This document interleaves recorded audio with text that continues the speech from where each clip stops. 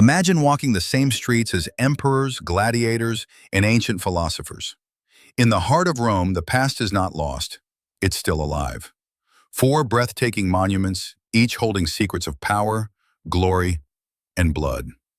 Welcome to a journey through time. The Colosseum, the Roman Forum, Castel Sant'Angelo, and the Pantheon. These aren't just ruins, they're time machines. The Colosseum.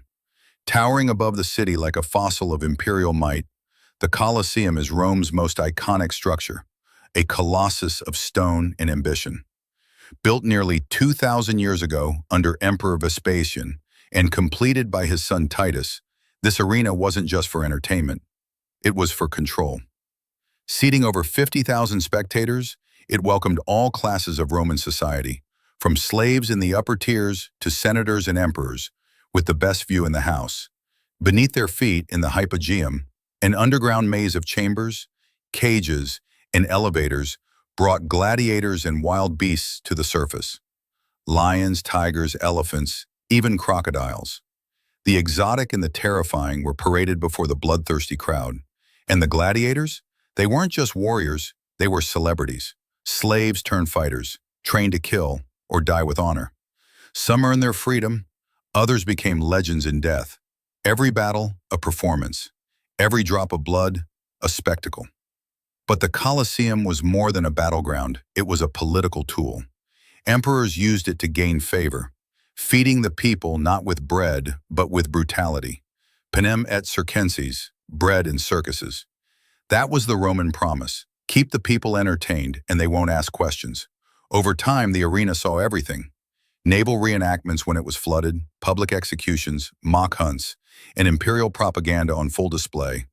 But with the fall of the empire, the games ceased. The Colosseum was abandoned, looted, even used as a quarry. Earthquakes shattered parts of it. Nature reclaimed its walls. And yet, it remains. A hushed monument of glory and gore, a skeleton of empire. When you stand in its shadow, you don't just see history, you feel it. You hear the echoes, you smell the dust. The Colosseum doesn't speak, but somehow it still tells its story. The Roman Forum. Just steps away from the Colosseum lies the Roman Forum, a seemingly quiet cluster of ruins. But don't be fooled by the silence. This was once the beating heart of the greatest empire the world had ever known. Here history wasn't just made, it was declared, debated, worshipped, and immortalized in stone. The Forum was ancient Rome's center of power, politics, religion, and commerce, all in one. Senators argued in the Curia, priests held rituals in sacred temples, merchants bartered goods under porticos. This was the stage of Roman life, where every stone had a voice. You're walking on the same paths where Julius Caesar gave speeches and where Cicero launched his scathing attacks on corruption. It was here, in 44 BC, that Caesar's body was carried after his assassination, to be burned in front of a stunned crowd. His temple still stands, or what's left of it, with fresh flowers often laid by modern hands. Look around.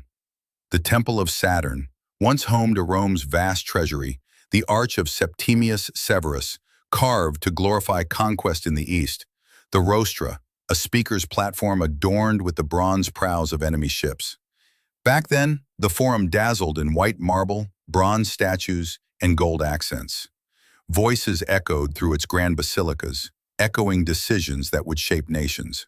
From legal trials and triumphal processions to religious festivals and royal funerals, every major event passed through these streets. And yet, the grandeur faded. With the fall of the empire came neglect, decay, and eventually, burial under centuries of debris. For a time, cows grazed where emperors once ruled.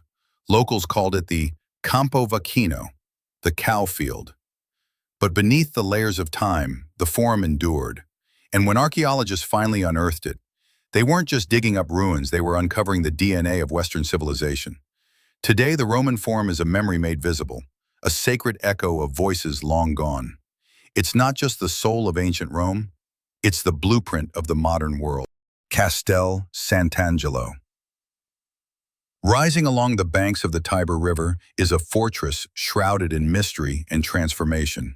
Castel Sant'Angelo. Unlike the other monuments of ancient Rome, this one wasn't built for glory or spectacle. It was built for death. Originally commissioned by Emperor Hadrian in the 2nd century AD, this massive circular structure was designed as a mausoleum, a final resting place for himself and his successors. Stone upon stone, it was crafted not as a monument to life, but as a defiance of time. Here, emperors would lie in eternal silence, surrounded by the power they once wielded. But death is never the end in Rome. Over the centuries, the tomb became a fortress, then a prison, then a safe haven for popes under siege. The structure evolved with the city, adapting to chaos, war, and religion. In the Middle Ages, Castel Sant'Angelo was transformed into an impenetrable stronghold. Thick walls, narrow staircases, and battlements turned it into the Vatican's last line of defense. A secret elevated corridor, the Passetto di Borgo, was built to connect the fortress to St. Peter's Basilica.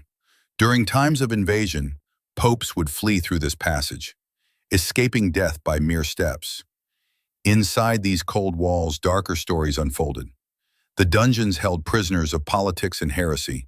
Executions were carried out in silence. Whispers of betrayal and despair still seemed to linger in the shadows. And yet, amidst the fear and fortification, art was born. In the Renaissance, popes decorated its chambers with frescoes. Balconies were built. Gardens were planted atop what was once a tomb. Life returned to the fortress, refined, yet always aware of the death beneath. Today, Castel Sant'Angelo stands as a paradox, part palace, part prison, part tomb. Its circular shape is no coincidence. It's a symbol of the eternal cycle. Power, death, rebirth. Again and again. Look at it from a distance, and it appears heavy, almost brooding. But step inside, and you'll find the layers of Rome itself. Imperial ambition, medieval fear, papal authority, all trapped in stone. Pantheon. In a quiet Roman square, surrounded by modern life and echoing footsteps, stands something eternal, a structure untouched by time, a temple built not for one god, but for all of them. This is the Pantheon. Built nearly 2,000 years ago, in 126 AD, under Emperor Hadrian, the Pantheon defies logic. Its dome, still the largest unreinforced concrete dome in the world, has outlived empires, wars, earthquakes, and even the gods it once honored. Step inside and you step into something sacred.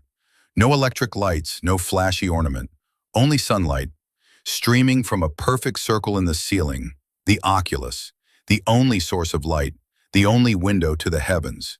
It doesn't just illuminate the space, it connects it. Earth to sky, man to God. The architecture is mathematically perfect, harmonious. Every column, every tile, every echo whispers of divine design.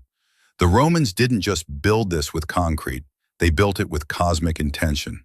Through the centuries, the Pantheon has been reborn, from a pagan temple, to a Christian church, to a royal tomb. Within its walls lie kings, painters, poets, people who shaped history, buried in a building that transcends it. And yet, despite its grandeur, it is humble. It doesn't scream for attention. It waits for you, quietly, to walk in and look up and feel small and infinite all at once. Rome is not a city you simply visit. It's a city that visits you long after you've left. These four monuments, the Colosseum, the Roman Forum, Castel Sant'Angelo, the Pantheon, are more than stone in history. They are memories made solid.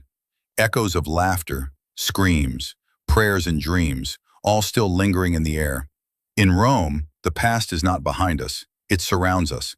It reminds us that greatness fades, but it also endures, that even empires crumble, but meaning can still be found in ruins. And as the sun sets behind the Tiber, casting long shadows across marble and time, you realize you haven't just walked through history. History has walked through you.